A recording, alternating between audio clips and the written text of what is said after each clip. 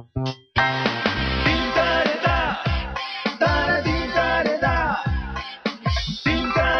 the couch with Koel. He made his debut with 3 consecutive centuries in a test series and ended it with a ton. The wristy right-hand batsman Mohammed Azharuddin has been referred to as a Michelangelo amidst house painters. Had he not been tainted with match-fixing allegations, his batting would have become immortal. Today he has a new career as a politician, but does he miss the game he gave his life to? Mohammed Azharuddin, thank you very much for being on my couch on a happy day when India is like victorious. I'm very happy because I think our team has really done the whole nation proud.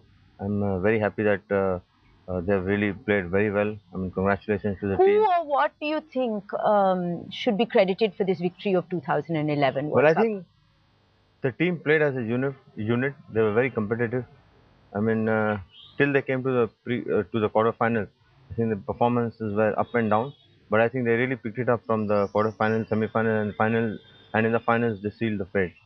So I think the most important thing about this team was that every player knew his importance to the team and his role in it, and then they really followed that thing. Now, you have been one of the most successful captains that we have had, at least statistically, that's what is shown. Used to be, right? And has been. Chalo, you're saying it, so I'm agreeing with you. But Dhoni is now considered one of the best captains that India has ever had. Would you agree? And what makes a good captain? Well, I think he's good. He knows his job very well. I think he gets the team together, and then he takes some very bold decisions. As a captain, you need to take bold decisions, and I think at the same time, he's very open to advice from any player, maybe a youngster, a guy who's just come in. I think that's the best thing about a captain. When he wants to take the advice of a young guy.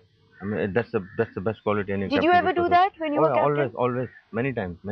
What about Yuvraj Singh? Now, he was given man of the tournament, and after a lot of tribulations, because he was unfit, people were writing him off. He hardly made it to the team, and now he's the man of the tournament. So, a few words about him. The moment he started playing, I always felt that he possessed a lot of talent. Because I think it's inborn talent and very natural.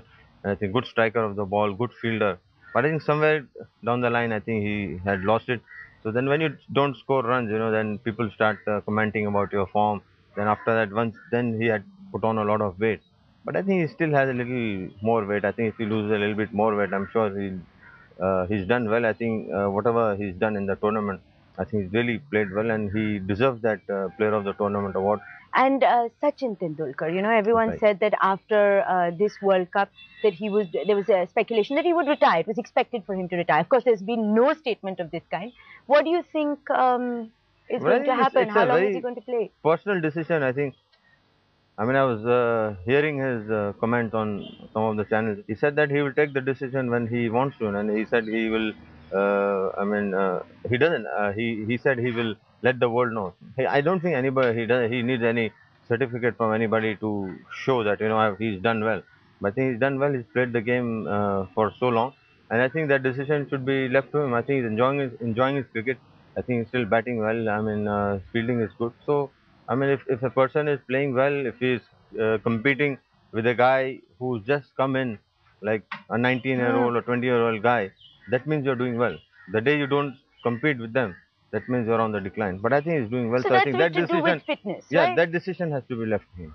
So you are quite fit, you're very fit. Do you think that you could still play, like maybe in the IPL and stuff? Do you long to play at all? No, the mind says yes, the body says no. Really? So when you look at India winning, is there any sort of yearning in you? Yeah, I miss my playing days. I mean, I would be lying if I don't say that.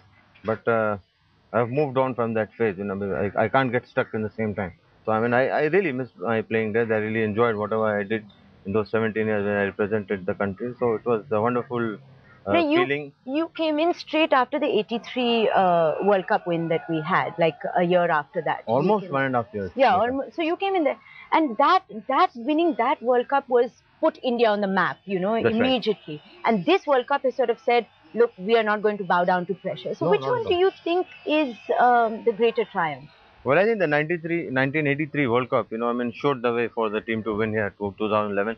Although it's taken 28 years, it's too long. But I think it's never late, we're here and we really won it. So I think we must congratulate the team of '83 also, because nobody expected them to win at that time. But I think they really worked hard. They always believed that when they got into the final, they could do it. And this team believed the same Yeah, thing. this team believed the same, yes, of course.